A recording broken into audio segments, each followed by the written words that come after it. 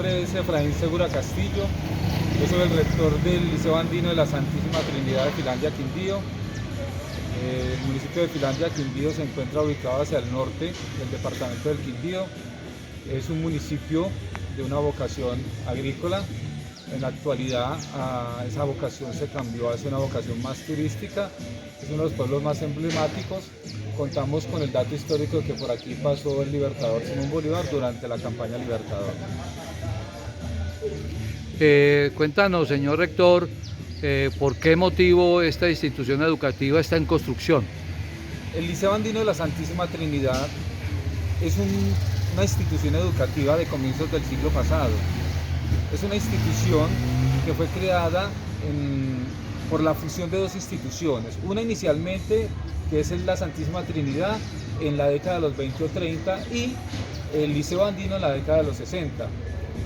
Durante la década de los 60, la Santísima Trinidad, que era un colegio de orden religioso, tuvo dificultades financieras y fue cerrado, y fue fusionado por el nuevo colegio que era el Liceo Andino de la Santísima Trinidad, y la fusión dio origen al nombre del Liceo Andino de la Santísima Trinidad. Inicialmente eran dos instituciones independientes, una de vocación religiosa, y el Liceo Andino fue creado por el doctor Restrepo ante una situación que se presentaba en el municipio, y era que la educación era muy elitista, se educaba en el Colegio de las Hermanas Belenitas o en el Colegio de la Santísima Trinidad.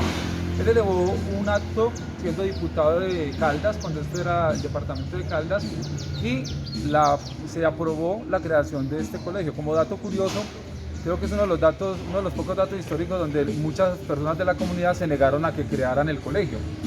Cuando llegó aquí, él tuvo que operar en varios lugares, incluyendo la Casa de él, que es muy conocida acá, Casa Verde, hasta que más o menos en la década de los 70, 74 más o menos, que asignó este espacio donde inicialmente comenzó con una infraestructura muy poca, y como en esa época, pues, debido a la pujanza que caracteriza a los pueblos de origen antioqueño, se fue creando y ampliando el espacio, se fueron creando aulas, hasta que se creó todo el espacio y el coliseo.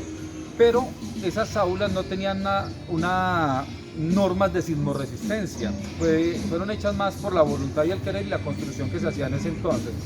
La institución, ¿por qué se crea? Debido a estas dificultades que tenía, uno, por el tema de sismorresistencia, dos, porque era una institución ya más para una generación que ya no estaba asistiendo a la institución, obviamente. Tenía problemas de humedad, el problema de movilidad era muy difícil, escaleras que dificultaban, por ejemplo, el tema con los niños, continuamente el mantenimiento se hacía muy difícil, y habían partes que ya se estaban comenzando a desplazar.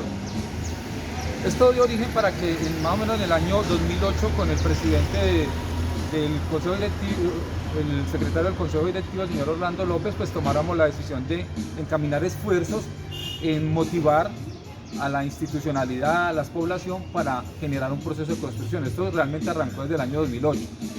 En el 2012-13 tuvo como eco, pero ese primer proyecto fracasó debido a negligencia de algunos funcionarios. Y ya en el 2016, cuando llega una nueva administración, pues el colegio se postula para lo que se llaman colegios 10. Iniciamos el proceso, el colegio fue avalado, cumplió los requisitos, y se hizo, antes de esa aprobación ya había un diseño previo que habíamos hecho con el alcalde. El colegio inicial costaba más o menos, estaba evaluado en 20.000 millones de pesos. Cuando llegó el ministerio le hicimos la propuesta, pero el ministerio nos dijo que era imposible por los costos. Nos mostró el diseño del colegio y se trató como de adecuar al tema del paisaje cultural cafetero, ¿sí? ¿Por qué se da esa necesidad? Porque es que los ambientes escolares realmente influyen mucho en la psiquis de los seres humanos y de los seres vivos. Entonces, el diseño arquitectónico que tenía no era un diseño arquitectónico que potencializara el tema de la motivación, el tema de la dignidad. El colegio la idea de construirlo se basa en la dignidad, o sea, lo de los pobres, lo de la gente más humilde, los estratos más humildes, no tiene por qué ser lo más feo, lo más horrible, lo más sucio y lo más decadente. Se trata de identificar básicamente la situación de los niños y de las niñas que yo atiendo, que son niños de estratos más humildes en el municipio. Entonces, digamos que hay dos intencionalidades: la dignificación y la motivación que generan los espacios que tienen unas condiciones, digamos, bonitas, adecuadas. ¿Ven? Esa es como la motivación. ¿Y cuál es la situación que se ha venido presentando para la demora de la entrega del colegio? Inicialmente el proyecto estaba para entregarse en el año 2018, pero el tema de la politiquería, porque la política en sí es sana, frenó mucho los procesos. Creo que a veces cuando nosotros nos nombran en estos cargos como directivos, docentes o rectores en este caso, uno no puede, digamos, consentir que algunas decisiones se tomen a espaldas de la comunidad. Y en este caso la persona que representa a la comunidad es el rector. De hecho, este colegio tiene unos temas de diseño que fueron a espaldas de la comunidad y que hoy en día son ya incorregibles porque ya está adelantado. Ejemplo, la rectoría se pidió que fuera a la entrada por un tema de manejo de la población que entra, el acceso incluso de las personas, que sepan ubicar rápidamente una dependencia como esta. Quedó oculta por ahí en la sala de profesores. Entonces, dos, el tema de la ubicación de los espacios deportivos. Hay unos espacios internos que obviamente por movilidad y por las normas actuales de sismoresistencia y de movilidad dentro de los espacios, pues tienen que haber unas rampas y unas escaleras y unos lugares, pero el tema deportivo no fue tenido en cuenta. El tema de evacuación, por ejemplo, es una estructura muy bonita, pero el tema para evacuar se va a complicar, porque hay una parte alta que no tiene como solo tiene unos espacios por donde va a poder fluir el personal. Entonces, eso es un tema que no se tuvo en cuenta. Tal vez si se hubiera hecho más con la participación de la comunidad y del rector, de pronto esas cosas. Un laboratorio que quedó en un segundo piso, que la verdad no tiene por qué estar. Y en la primera situación que se dio para que nos enseñaran el proyecto, se hicieron estas recomendaciones, pero no fueron tenidos en cuenta, porque definitivamente había una ligera discrepancia con el gobernador y el secretario de Educación de ese entonces. Entonces pesó más el tema de la situación personal que ellos comenzaron a generar sobre el rector, porque el rector no consintía y no aceptaba que no se tuviera en cuenta la comunidad ni al rector para este tema.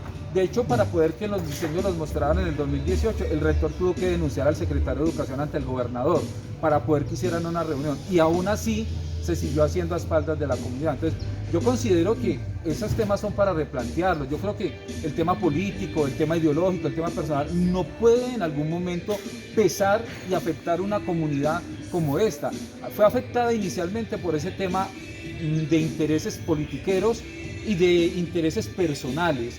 Yo, el secretario de Educación en ese momento no tenía una buena relación con el rector que estaba acá porque no le aceptaba algunas cosas. Entonces, eso hizo que se dilatara este proceso y posteriormente pues llegó una denuncia a nivel nacional sobre la construcción de algunos colegios en el país donde había un sobrecoste, y eso frenó, hizo que se nos fuéramos a otro tipo de licitación. Ya entró la pandemia y en la actualidad pues el contratista se cambió. En este momento hubo un cambio de contratista, no del consorcio, sino dentro del consorcio había un contratista que no cumplió con unos tiempos, hubo que hacer, dentro de ellos hicieron un arreglo y ya hay otro contratista que espera entregarnos el 23 de diciembre. Pues yo no soy negativo en ese tema, considero de que es viable si se cumple con unas metas, pero yo no estoy proyectado para ese tiempo, estoy proyectado como para marzo o junio del otro año. Entonces, ¿dónde están actuando en estos momentos? ¿Cuáles son qué otros sitios están trabajando y cuáles son las condiciones que tiene esos estudiantes en esa sede que están trabajando? Afortunadamente nosotros teníamos una sede urbana donde estaba la sede preescolar y primaria. Antes de irnos para allá, pues se analizó el impacto que podía tener el tener toda la población allá. Se evaluó, se liberaron unos espacios que eran laboratorios, unas aulas de sistemas para poder tener como espacio para acomodar los niños.